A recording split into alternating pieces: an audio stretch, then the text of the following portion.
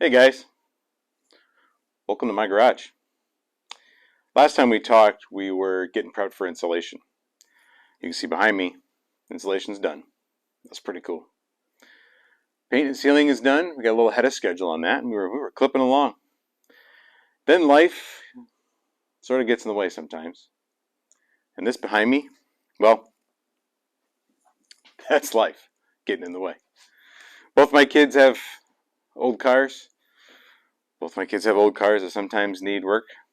In this case, both kids had old cars that needed work at the same time. It happens. So we took a little pause on the garage project, brought some of our tools back in, and get working on these cars, get them on the road. Honestly, I stopped borrowing my car. This car might be the death of me, and I'm pretty tired of working on it today. So I'd rather sit and talk about the garage for a little bit.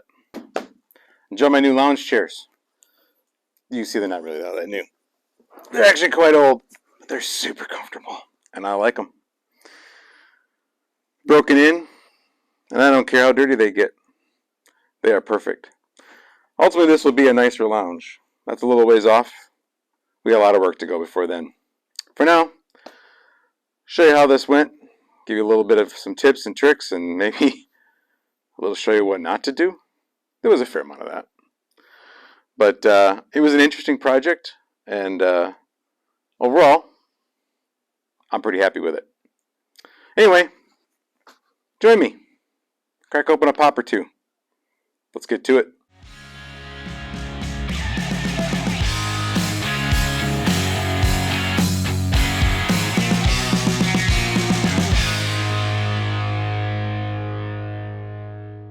Installation came in. They were done in probably like 5-6 hours. They moved fast. They get done about 3 o'clock. Start about 9 in the morning. Get done about 3:30 in the afternoon. Let's see. They got ceiling done, walls done, pretty thick on the ceiling, and then real stud depth on the walls, and then shaved it down so you can put drywall up, which we'll get to later. And then we moved on to paint. Paint was an interesting endeavor. Could not find anybody that had the base required to make a flat black in an interior paint. Everybody's out of everything. So we ended up getting exterior paint, which wasn't a big deal. It doesn't really matter that much, but it's a little more expensive, a little thicker, I think. It presented a little bit of a challenge with the sprayer, but that was all right. Couldn't get it in a paint primer mix like that Behr all-in-one stuff. So we had to buy the primer separate. So that added a little cost there. They were able to tint the primer though, so they tinted it as dark as they could get it, which was a kind of a medium gray. Makes the coverage a little better on the black. We used an airless sprayer and we were going to rent it. And we realized with having to do both primer and paint in separate coats, and so probably separate days, that it was going to be a multi-day rental. And it was $90-some a day to rent a sprayer. And it was $330 or something like that to buy the sprayer.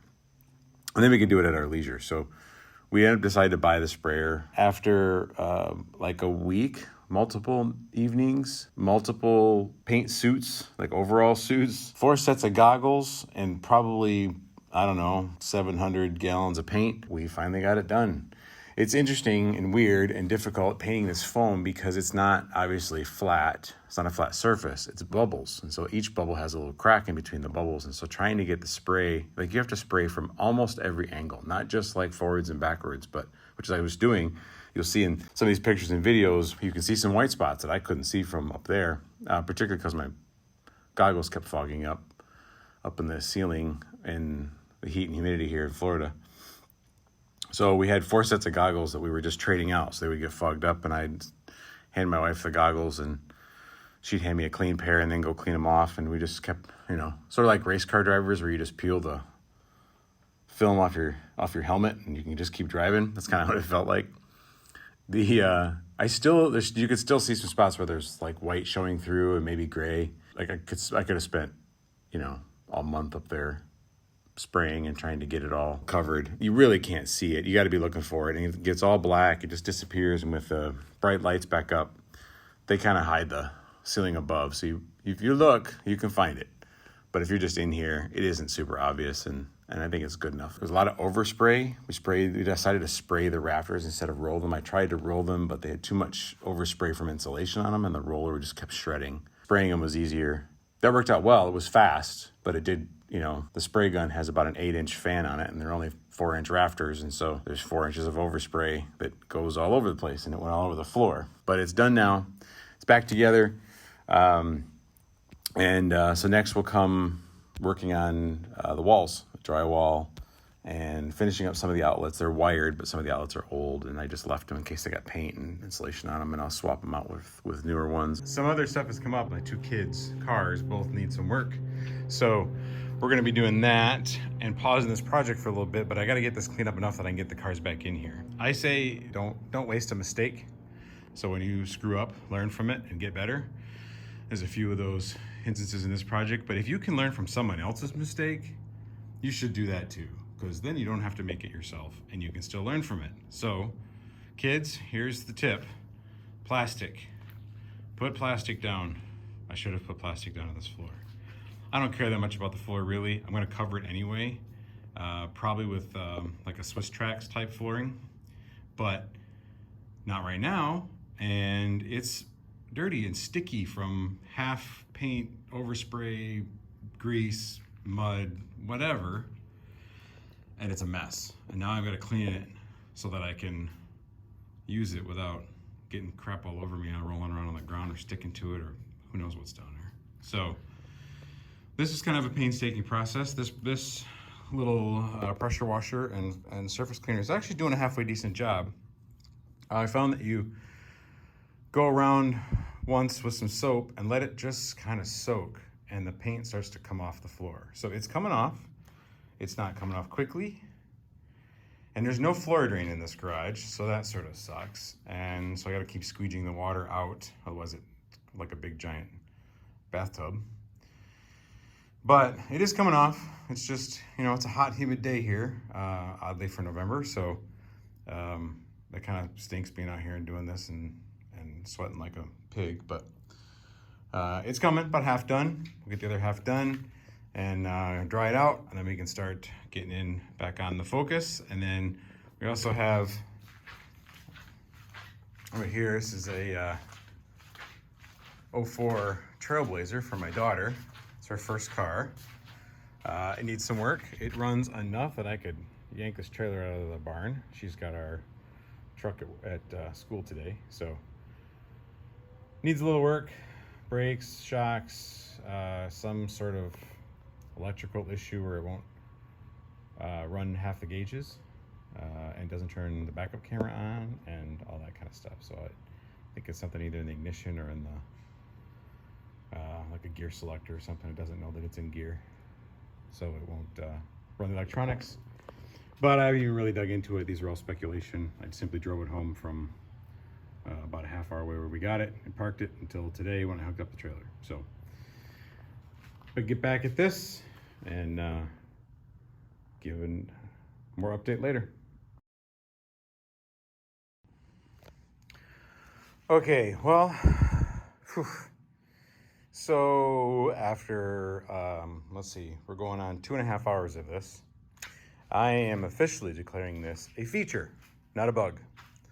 You know how people with a nice polished epoxy, kind of the Rust-Oleum flooring, real nice, looks real great. You get it wet and it's like a, skating rink, and you probably will slip and die. Well, not mine. My floor is nice and tacky when it gets wet. No slippage at all. So I think that's a win, and I'm gonna keep it that way. Looks like crap. I don't really care. I'm probably gonna cover it anyway sometime here before the end of the year. So I'm gonna call it a night, and we're gonna say we're done. Well, that's about all for now. Thanks for coming by. Hopefully soon we'll get back to the garage updates and get this build done. But like I said, for now we gotta get these cars on the road. Actually, by the time this airs, the Trailblazer will already be on the road because it's on the road. It's not because that went well or because I'm really all that good at it. It's mostly I'm just really slow at this part, is what it is. Anyway, if you like this stuff, hit that button and subscribe and the like, and down there somewhere. If you want to go all comment us on me and give me the thumbs down, that's fine too. Your mom probably keeps your pictures on the refrigerator. I'm just kidding.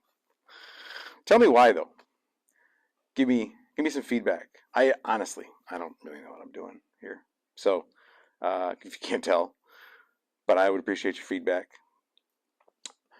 Also, we've got the garage. We've got these cars. This might be a perpetual series of videos working on this thing. But otherwise, looking for some ideas.